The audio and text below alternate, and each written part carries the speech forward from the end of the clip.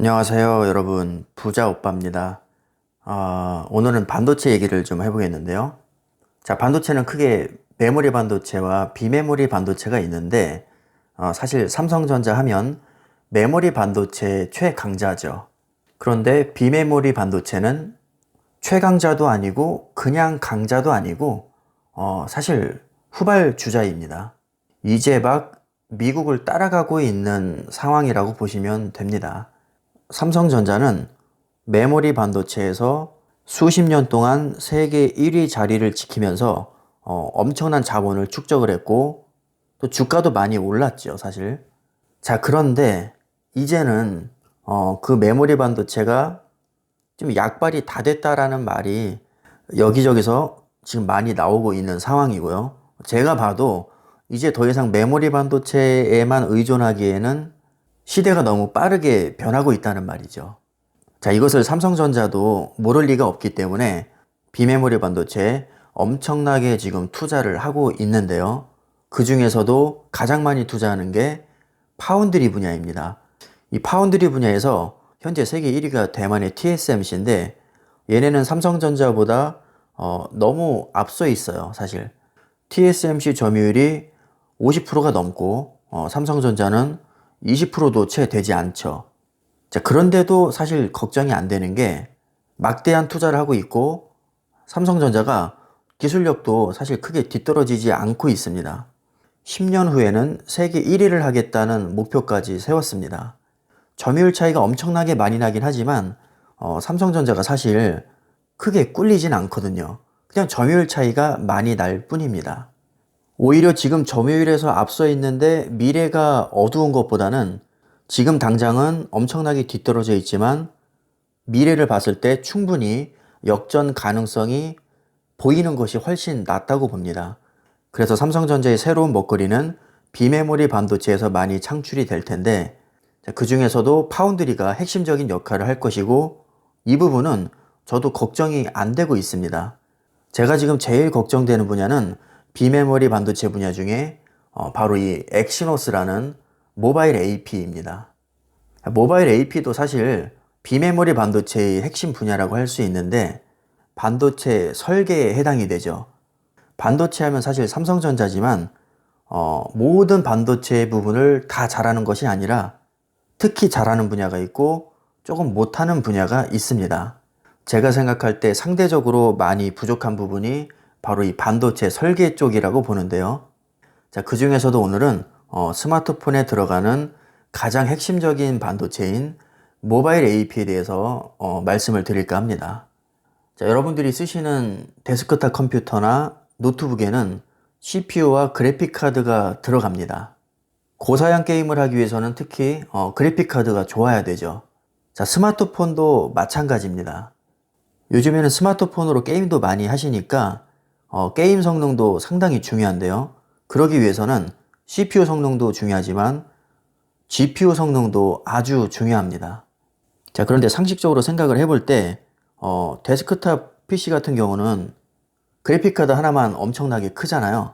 그래서 무지막지한 그래픽카드 막 100만원, 200만원 하는 그래픽카드를 꽂아도 상관이 없습니다. 공간 제약이 별로 없기 때문이죠. 그런데 스마트폰은 거의 손바닥만한 크기에 모든 부품이 다 들어가야 되기 때문에 아주 작고 열도 적게 나게 만들어야 됩니다. 만약에 열이 너무 많이 나고 전력을 많이 소비하게 되면 배터리가 금방 방전이 되겠죠. 자, 그래서 스마트폰에 들어가는 모바일 AP는 현존하는 거의 최고 기술력이 다 집약이 될 수밖에 없습니다. 애플이 모바일 AP를 정말 잘 만들거든요. 설계 능력이 퀄컴과 더불어서 세계 최고입니다. 자, 그런데 아쉽게도 삼성전자의 모바일 AP 설계 능력은 퀄컴이나 애플에 비해서 상대적으로 좀 떨어진다고 할 수 있어요. 이건 제가 아무리 삼성전자를 좋아해도 인정할 수밖에 없는 부분인데요. 그래도 삼성전자가 포기하지 않고 퀄컴과 애플을 열심히 따라가고 있습니다. 자, 그 결과물이 지금 이 기사로 나와 있는데요. 중국에서 이렇게 행사까지 열고 신제품 공개한 게 굉장히 이례적이라고 합니다. 지금까지는 중국에 별로 관심이 없었던 거죠. 왜냐하면 지금까지 중국에서는 중국 기업인 하이실리콘에서 설계한 기린 AP 그리고 퀄컴, 미디어텍의 AP를 많이 써왔습니다. 삼성전자의 엑시노스는 중국에서 상대적으로 찬밥 신세를 면치 못했었죠.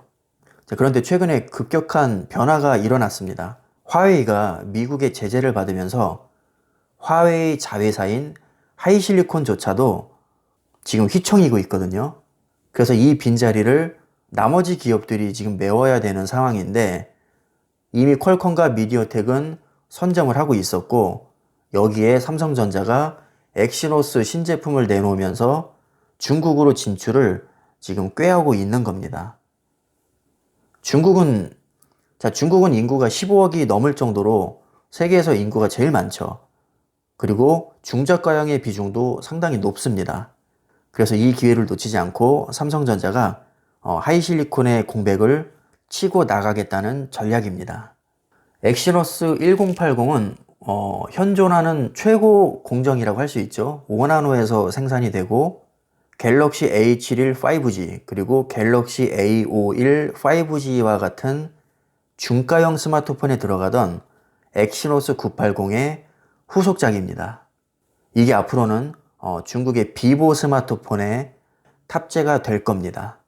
제가 삼성전자의 모바일 AP 사업을 걱정하는 이유가 심지어 삼성전자의 스마트폰에조차 엑시노스가 채택이 잘 안 되고 있습니다. 요즘에. 삼성에서는 퀄컴의 스냅드래곤을 주로 채택을 하는데 예전에는 스냅드래곤과 엑시노스를 거의 반반씩 골고루 쓰다가 최근에 엑시노스의 성능이 아주 안 좋게 나오면서 많은 유저들로부터 조롱을 받았거든요. 요즘에는 유튜브 같은 데서 성능을 테스트하고 그것을 공개적으로 저격을 합니다.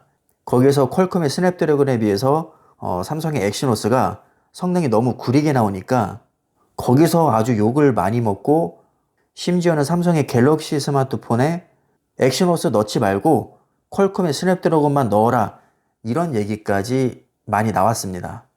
그래서 그 여론을 의식해서 삼성전자가 또 스마트폰 판매량도 생각을 해야 되니까 삼성전자에서 설계한 엑시노스의 비율을 대폭 줄이고 퀄컴 칩을 많이 가져다 썼습니다.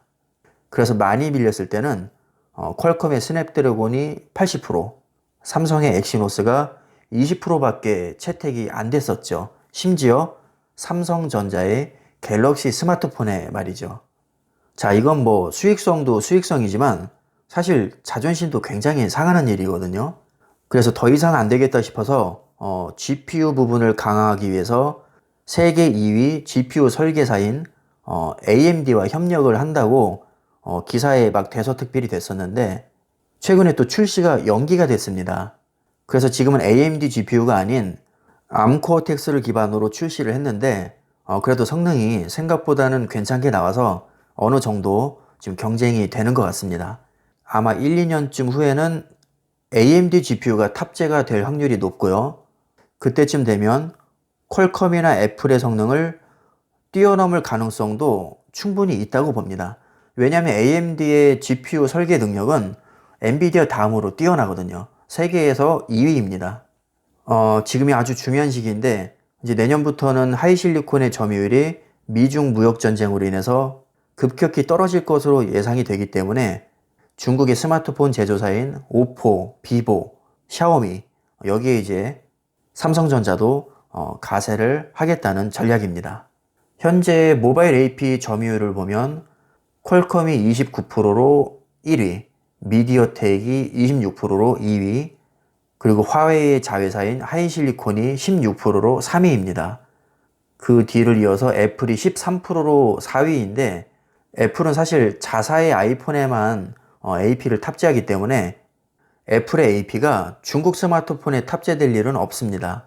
그래서 경쟁 관계라고 볼 수는 없고 삼성전자가 13%로 애플과 동률인데 여기서 하이실리콘도 이제 빠지니까 실질적으로는 퀄컴과 미디어텍 그리고 삼성전자가 중국 스마트폰의 중가형 AP 시장에서 치열하게 경쟁을 하게 될 겁니다. 자, 아까도 말씀드렸다시피 삼성의 엑시노스는 CPU보다는 지금 GPU에서 문제점이 발견이 되고 있거든요. 자, 한마디로 지금 성능이 구리게 나옵니다. 퀄컴 대비 10% 정도 떨어지는데 AMD와의 협력으로 인해서 제품이 출시가 되면 점유율을 많이 끌어올릴 수 있을 것으로 기대를 하고 있습니다. 만약에 모바일 AP 사업이 생각보다 성공적으로 잘 이루어진다면 의외의 주가 상승 동력이 될 수도 있거든요. 왜냐하면 많은 사람들이 지금 기대를 안 하고 있어요. 기대 안 하고 있다가 대박이 터지면 그동안 선반영되지 않았던 주가의 영향도 어느 정도 줄 수 있을 것으로 저는 예상을 합니다. 자, 주가의 영향이 결코 없다고 얘기할 수 없죠. 분명히 중요한 사업이고 스마트폰 사업과도 직결되는 부분입니다.